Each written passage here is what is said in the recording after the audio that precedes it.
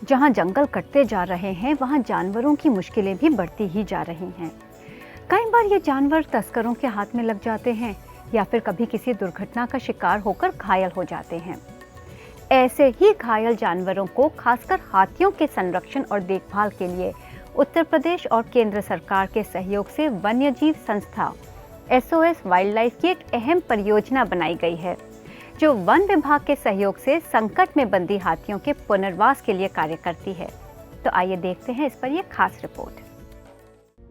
मथुरा में हाथियों के संरक्षण के लिए काम करने वाली संस्था वाइल्ड लाइफ ASO पिछले 10 वर्षों से कृष्ण की नगरी मथुरा में काम कर रही है। ये उन हाथियों का सहारा है जो कहीं न कहीं किसी दुर्घटना, बीमारी या प्रताड़ना का शिकार होते हैं।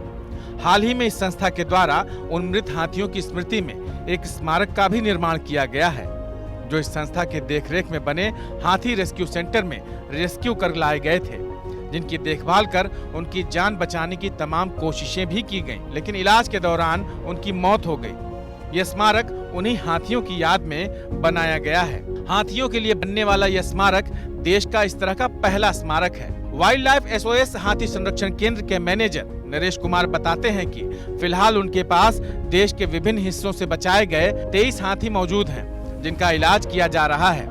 मेमोरियल के बारे में वो बताते हैं कि इसे उन हाथियों की याद में बनाया गया है जिनको रेस्क्यू करके लाया गया था और जिन्होंने इलाज के दौरान यहाँ दम तोड़ दिया था। वाइल्ड लाइफ SOS की बात करें तो ये सन 2010 से मथुरा में हाथियों के संरक्षण के लिए कार्य करती है। जो हमने टोटल रेस्क्यू हाथी किए हैं, उनमें से 5 हाथी स्वर्ग से धार गए हैं। उनको हमेशा याद रखने के लिए हम लोगों ने उनके एलिफेंट मेमोरियल की स्थापना करी है। इसलिए उन समाधियों में हमने नाम भी दिए गए हैं, जैसे लाकी, लूना, सीता, मोहन। यहाँ मृत हाथियों के नाम के साथ उनके बारे में लिखा हुआ बोर्ड भी लगाया गया है, जिससे उन हाथियों के बारे में लोग जानकारी प्राप्त कर सकें। वाइल्ड लाइफ SOS विलुप्त होती वन्यजीव प्रजातियों के संरक्षण के लिए काम करने वाली संस्था है। इसने मथुरा के फहर ब्लॉक के चुरमुरा गांव में हाथी संरक्षण सेंटर की स्थापना अब से 10 साल पहले की थी, जहां से देश भर से रेस्क्यू कर हाथियों को रखा जाता है। संस्था हाथियों के लिए एक अस्पताल की भी स्थापना कर रही है, जहां पर उनको पूर्ण देखभाल के साथ साथ उत्तम उपचार भी मिल सकेगा। वन्यजीव संस्था SOS वाइल्ड लाइफ एक अहम परियोजना है, जो उत्तर प्रदेश सरकार, वन विभाग और केंद्र सरकार के सहयोग से संकट में बंदी हाथियों की पुनर्वास के लिए कार्य करती है।